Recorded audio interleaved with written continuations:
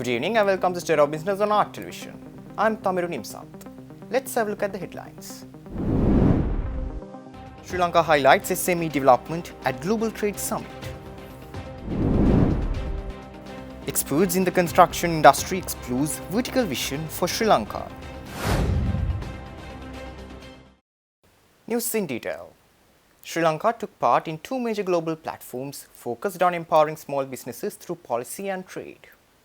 Export Development Board Chairman Mangala Vijayasinghe represented the country at the Global SME Ministerial Meeting and the Trade Promotions Organization's Leadership Dialogue held recently in Johannesburg, South Africa. The events were organized by the International Trade Centre and the Government of South Africa, bringing together ministers, policymakers and trade leaders to strengthen the role of SMEs in global economies. The dialogue by the trade promotions organizations focused on engaging small business leaders in national policymaking and sharing successful trade models. The ministerial meeting resulted in a unified call to action emphasizing three areas: access to finance, digital transformation, and green competitiveness, all crucial for aligning SME growth with sustainable development goals.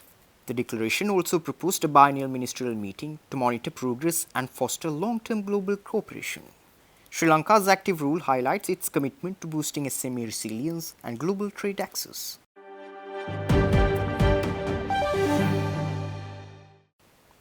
The Council on Tall Buildings and Urban Habitat, Colombo Forum 2025, brought together local and international experts to explore how Sri Lanka can adopt innovative, sustainable approaches to tall building design.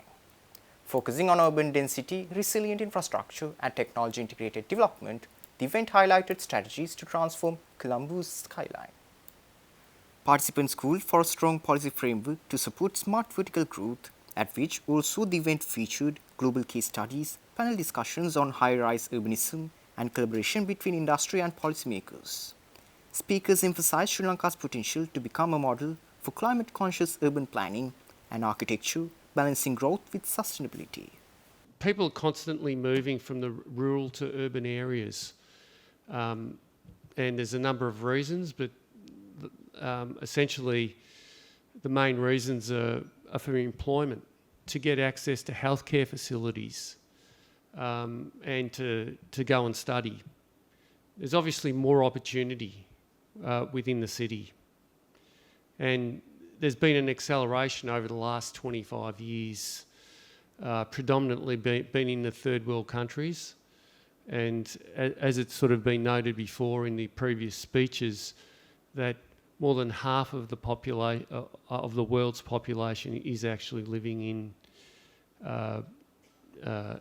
urban areas, and we've got 80% of people in first world countries. It's 40 at the moment, 40% in the developing world, and rising pretty quick.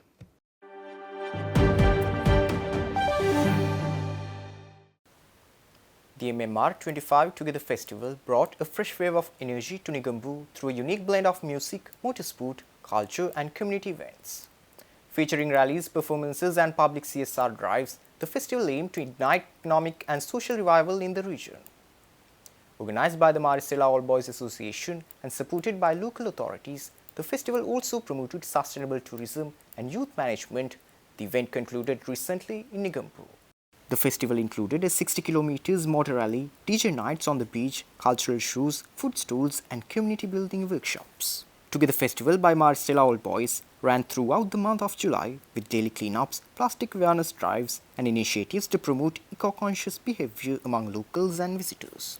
The organizing committee assured that over 6,000 participants from across the country joined the celebrations, making it one of Negombo's largest multi-themed events in recent years. Today is the grand finale of Negombo Together Festival. From the beginning of this month, from the 5th, we have started the lagoon cleaning with this tourist jetty, and then again we have also done the Dutch fort cleaning to coincide with to go along with the government's concept of Clean Sri Lanka.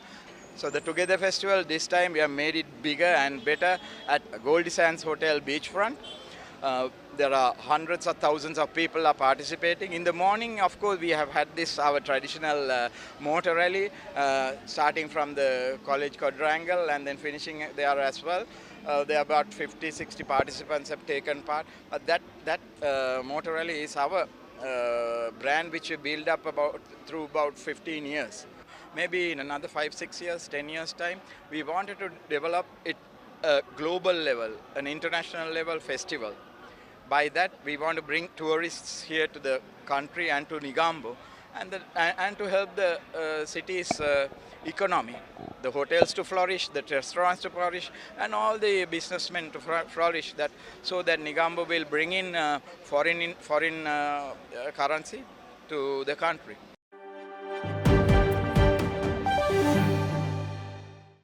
Stay tuned.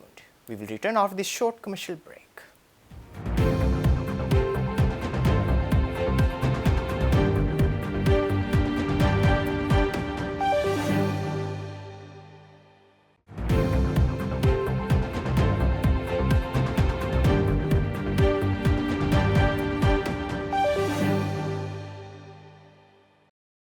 Welcome back after the break. The 7th meeting of the International Solar Alliance Regional Committee for Asia and the Pacific concluded in Colombo, affirming the organization's role as a powerful convener for clean energy cooperation and spotlighting Sri Lanka's leadership in the solar transition. The high-level opening was led by Prime Minister Dr. Harini Amarasuriya, who delivered the inaugural address calling for deeper regional collaboration, inclusive access to technology, and focused support for small island developing states and lower middle-income countries. Each country deserves to have its own institutional capability for drawing what's best for them and in their context. So we have centers of excellence called STAR-C, Solar Technology Application Resource Centers, in 17 countries. They will now be connected with the state-of-the-art digital experience and all the expertise through a global capability center. We also discussed about country partnership frameworks. We were delighted to sign the country partnership framework between ISA and Sri Lanka, but also with Solomon Islands, Fiji, and Kiribati, so that over the 3 to 5 year, we can work with each of these countries on realizing their solar goals. One of the most important considerations was that for the first time, we declared an intent to create a platform for SIDS called Small Island Developing States, where each of the small island states will work together with various financiers, World Bank, ADB, International Solar Alliance, and all partners in coming towards an aggregation of demand and doing digital tendering to get the least possible price for solar power in a much faster way over the next 1 or 2 years. Director General of the International Solar Alliance, Ashish Khanna, further explains over the agreement which outlines a strategic roadmap for accelerating solar deployment, financing and institutional capacity in Sri Lanka. He also added that as the organization is moving from ambition to action, this regional committee meeting offers a timely and strategic platform to define a practical, action-oriented agenda on 4 major pillars.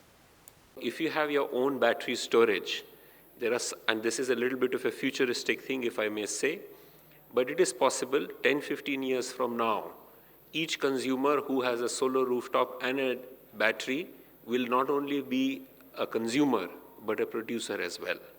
And you, like your apps today on trading, will be able to sell that electricity to multiple consumers. It is envisaged that the sector may move in that direction. There was a question on digital tendering. Now, this is something which is now being used by countries that have grown big. Like, for example, India, which has done from 0 to 110 gigawatt of solar. India is now world's 3rd largest solar market. It was all done by standardizing the template of contracts so that you don't need to replicate it. And you have a digital tendering system in which whoever is a private sector wanting to be part of it gives a electronic submission, which later on evolved into an auction mechanism where you can continue to reduce the price without knowing who else is bidding in order to get the least possible price for the utility and the consumer.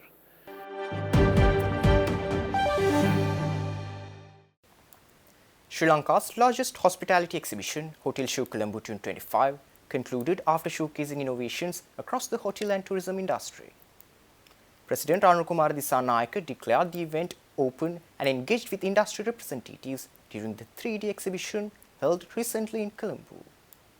Organized by the Sri Lanka Hospitality Graduates Association with public-private support, the show featured stalls representing hotel suppliers, service providers and tourism partners. Minister Vijitha Herath highlighted the industry's growing contribution to the economy and stressed its future potential.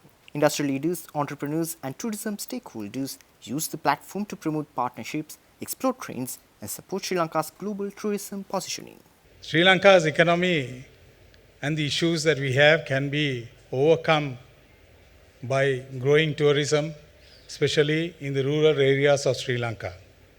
And that's what the Sri Lanka Hospitality Graduates Association started the whole exhibition as a static exhibition initially in growing to bringing together buyers, suppliers, everyone in one stage. Together with all those, the SLHGA also whole thing is to uplift the standards and to be ready for the tourists to come and the target set by the government to achieve this number of tourists. So the standards have to go up to enjoy that, as well as the rural economy can grow with tourism. We know it on the different regions.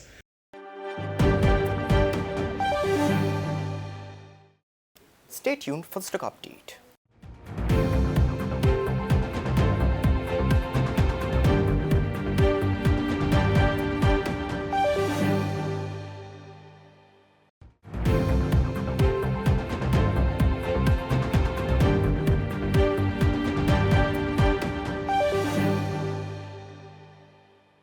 Trading at Colombo Stock Exchange ended on mixed notes today.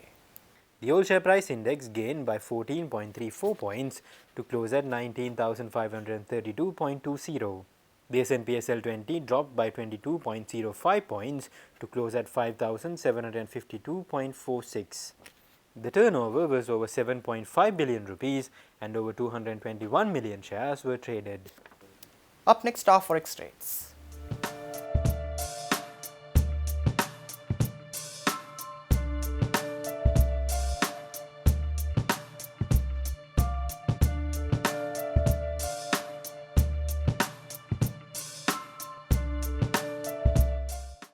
That's all our news for today. For this and more, subscribe to our channel on YouTube and follow us on Facebook. Take care and good night.